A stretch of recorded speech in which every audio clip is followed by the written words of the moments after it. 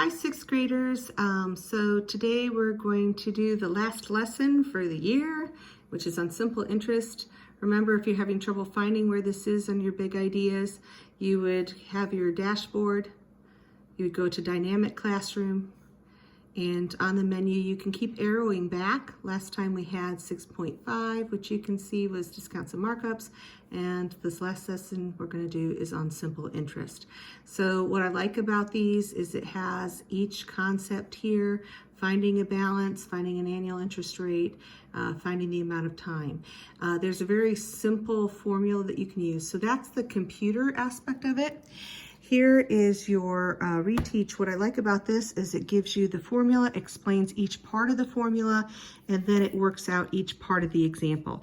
So I like using that. One of the things, so if we take a look here, I always remember the formula is IPERT, interest equals principal times rate times time.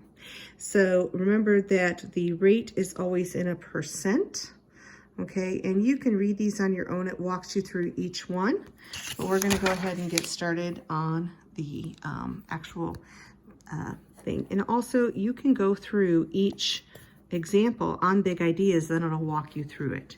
What I think is really, really important for these, it says here, an account earns simple annual interest, find the interest earned, and then find the balance of the account. So two things that you have to do.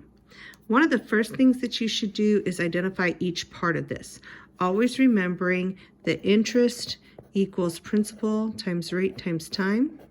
Okay, and then I would write the parts here that if this is the principal, this is the rate, and this is the time, okay, that you want to convert the rate to a decimal. So when you're doing that, you have the interest equals the principal times the rate, which is 6%, times the time, which is 3 years. Okay, and so when you do that, after you write this out, and this is what I would expect to see, I have no problem with you using the calculator. So that if we're going to do this, we have 750 times 600 times 3 years. And you can see that the answer is 135. So I equals $135. So in 3 years, at 6% interest on $750, you earned $135. So they want to know what the interest was, but then they also want to know what your final balance was. So your balance is actually 750 plus 135. I hope you don't have to use a calculator for that, which is $885. For this next one, there's one thing that you're going to have to keep in mind. Again, this is the principal, this is the rate, and I would move the decimal over 2 places.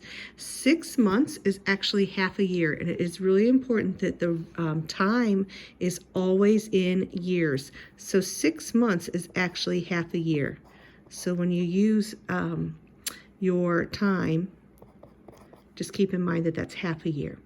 Okay, so when we do that, your interest equals 5,000 times the rate, which is 45 thousandths times the time, okay, which is half a year. So now when we go to type that in, you're going to want to do 5,000 times 45 thousandths times half a year. So you get $112.50. So write that in there. Kind of have to make a line here so we have our first problem here. You have $112.50. Okay, that is your interest.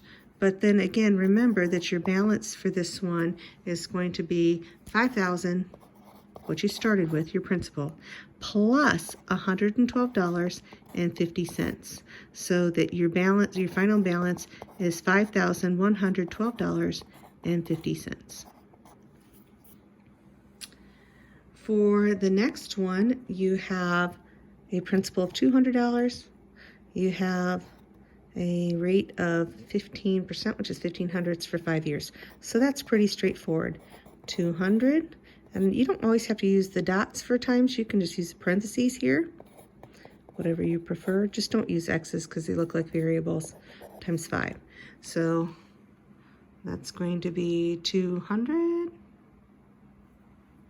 times 15% times 5 years is $150. So you have $150